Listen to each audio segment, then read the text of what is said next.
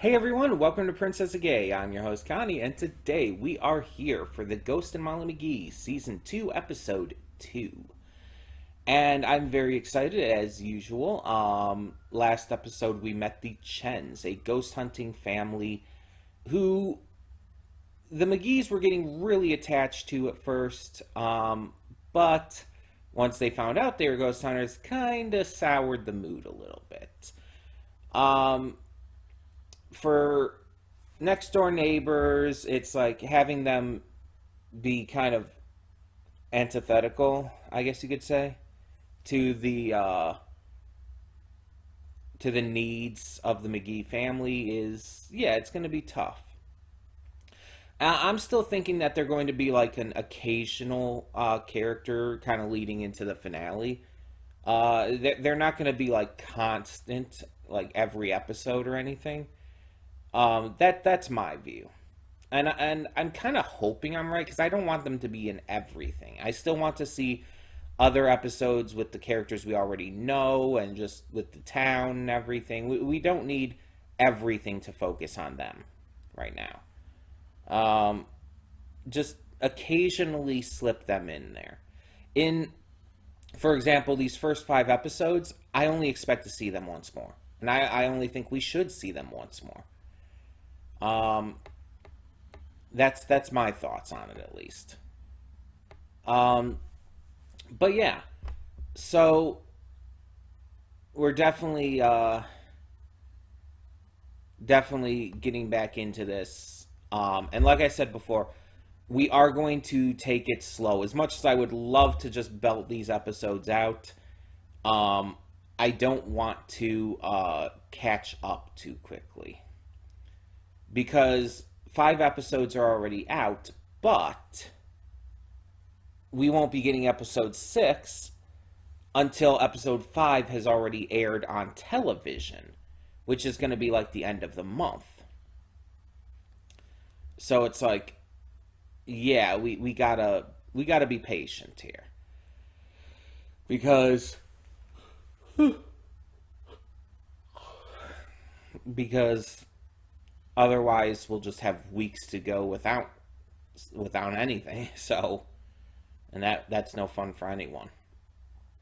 Um, but yeah, I'm excited to see more of this. I'm excited to get back into again the other residents of the town, get back into seeing more of Libby and Andrea and just everyone we've kind of met, and getting to see maybe even some more stories with some of the smaller characters who we haven't really gotten to focus on as heavily yet.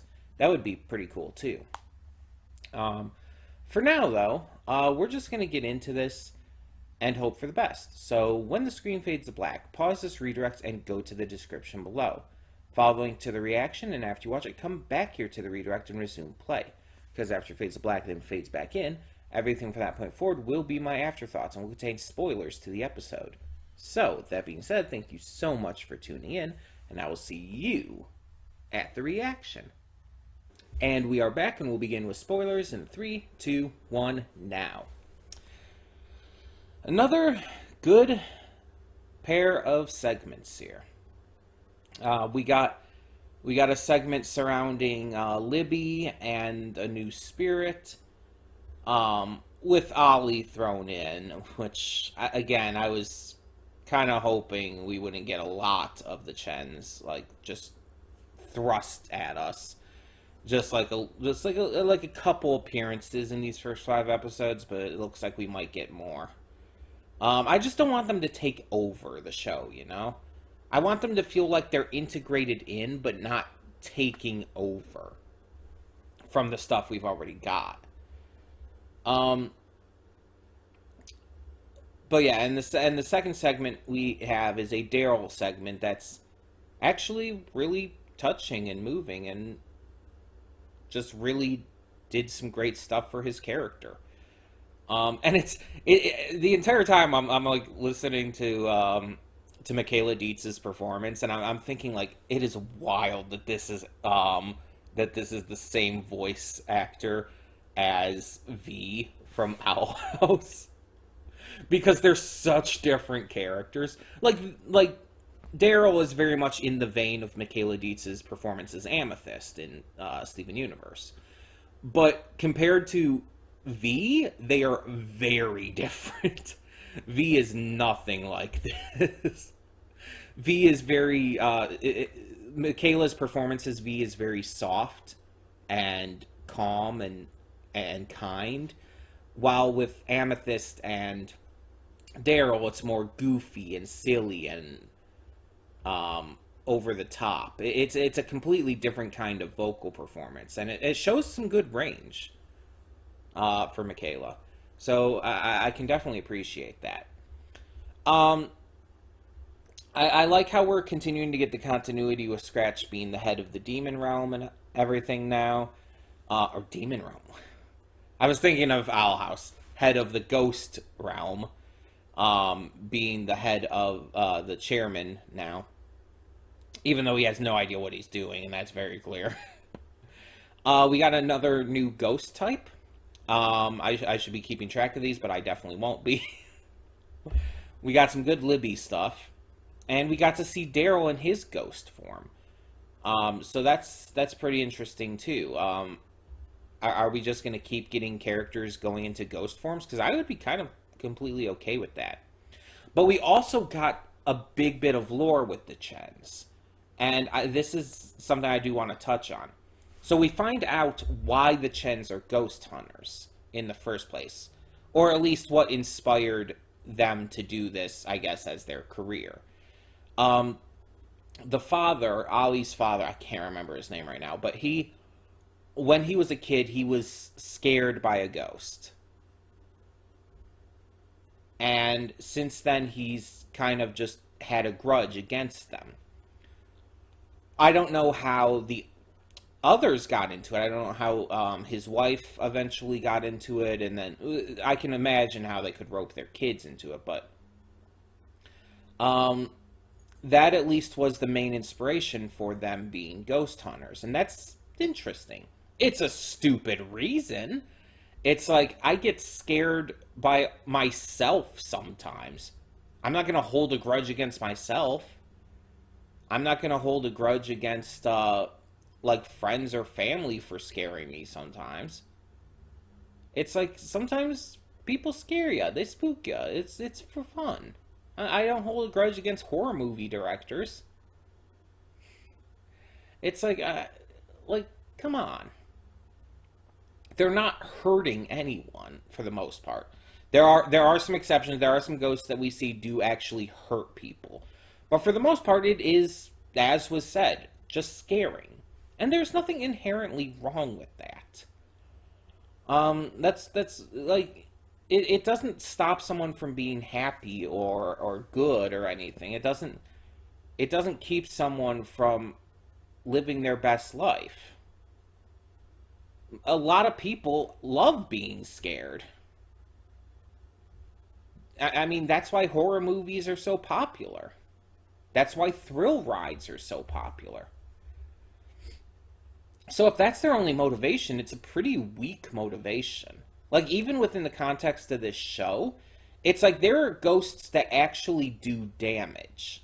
That actually can cause not just scares, but actual problems.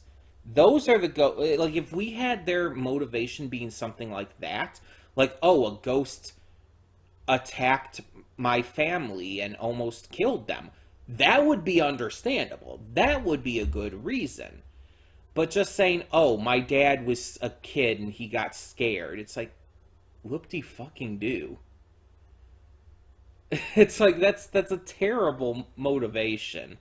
And I think that's the point. I think it's supposed to be petty as hell. Because there's no way the writers are taking that seriously. There's no way that that's a legitimate, serious motivation for them. That has to be, like, meant to be this silly. That has to be intentional. Because it's too silly. It's too petty. It's too ridiculous. But that could also reasonably help the idea of like them being quote unquote redeemed. I don't like using that word when they're not bad people or anything, but it's like, you know what I mean. Like them becoming okay with ghosts or whatnot and changing up their job, I guess. Um, Geez, there's something in my eye. um, but yeah, it's like that could be kind of a reasoning for that happening if that does happen. Presumably, it's going to. Um, but I guess we'll see. Because like the ghost we had in the first segment here was actually troublesome. It was actually a problem. It wasn't just scaring people. It was a danger. That's the kind of ghost that it's like, yeah, I can get why they would want to hunt. But again, just scaring people, it's like, no. Like, no. Um, but yeah, Libby was great in this. Like, even using her diary to stop the spirit because it becomes what it eats is like a great idea. And it gains her nervousness and anxiety, and that's funny and really cute. Libby's just great. Libby's always great. Um, and now that we've had her, now we just have to wait for Andrea to make an appearance. Then I'll have both of my favorite characters having appeared in the season, which we know is obviously going to happen. Um, Andrea is a notable character, and people do like her, so it's like, yeah, she's going to keep appearing. Um, I'm excited. I'm excited to see more. This was a good two-parter. I liked Daryl's struggle. I liked how he was dealing with mixed feelings about what his parents and others thought about him in this segment. I'm really excited to see more. I think this has been just a genuinely really good duo of episodes so far, and hopefully it continues to be as we move along. So like I said, though, we are going to take it slow, so it's pretty much going to be an episode a week from here on out. Um, and it sucks. Again, I wish I could just like belt them out, and maybe like logically speaking, I could record them all ahead of time and then just upload them each week. But at that same time, then I'm going to have to wait forever to watch them too. And it's like I don't want to do that. So I'm just going to have to be patient and stick to one a week. I think that's just the best option. Um but yeah, let me know your thoughts on this episode down in the comments below. And for now, I'm Connie and I'm signing off. See y'all next time.